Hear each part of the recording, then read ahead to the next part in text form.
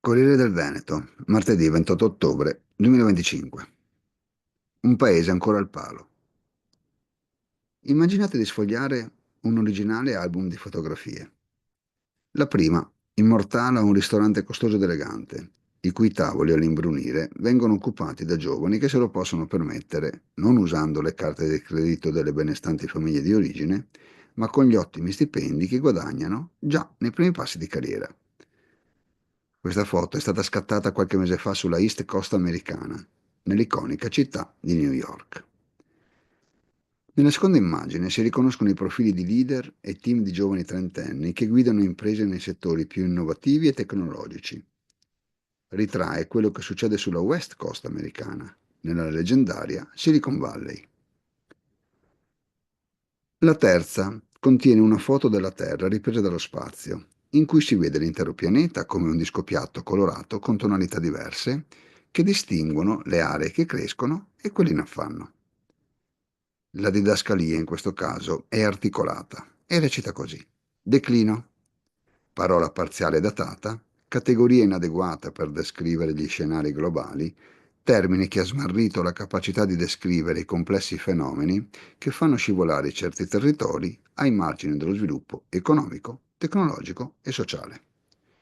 L'autore di queste tre istantanee è Federico Rampini, che le ha illustrate a Sfide dall'altro mondo, l'incontro con la comunità economica nordestina che questo giornale ha promosso per celebrare i primi 10 anni di Corriere Imprese, con l'obiettivo di indicare gli scenari emergenti dentro i quali collocare le decisioni che segneranno la piega che prenderà il nostro futuro.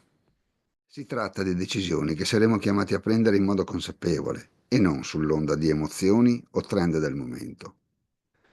La quarta immagine riprende i gate di alcuni aeroporti nazionali, con frotte di giovani italiani che prendono il volo per destinazioni oltre confine, non per vacanza ma per lavoro.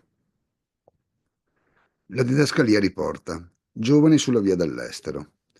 A scattare questa foto potremmo essere stati tutti e tutte noi negli ultimi tempi, per andare a toccare con mano se sia proprio vero quel che dicono le ricerche. Tra il 2011 e il 2023, oltre mezzo milione di giovani tra i 18 e i 34 anni hanno lasciato il paese, con una accelerazione negli ultimi tempi che ha visto oltre 100.000 espatri netti, di cui il 51% con la laurea in tasca. A ben vedere però, questa foto è un po' ingiallita e lo si capisce dalla nota a piedi pagina. La didascalia in realtà altro non è se non l'esatto titolo di un articolo pubblicato sul Sole 24 Ore il lontano 26 giugno 1998, quando la gioventù laureata e emigrante dei giorni nostri non era ancora nata.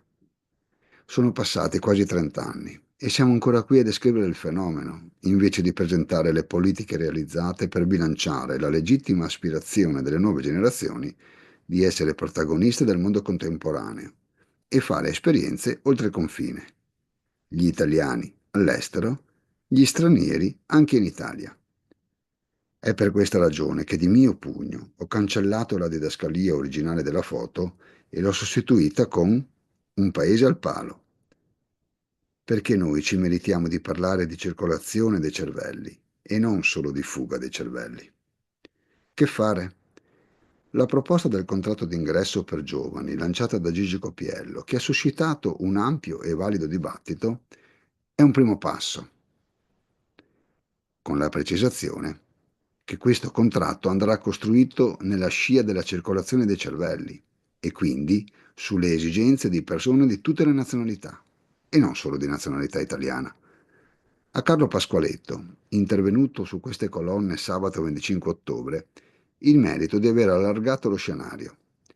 Lui, che rappresenta la generazione che ha voluto e saputo avviare imprese di successo nel nostro territorio, ha introdotto il tema della mobilità sociale, a me tanto cara, che reclama azioni di sistema tra loro coordinate, dalle infrastrutture al welfare, per tutte le generazioni si intende, dalla casa ai livelli retributivi, per arrivare a una saggia autonomia differenziata.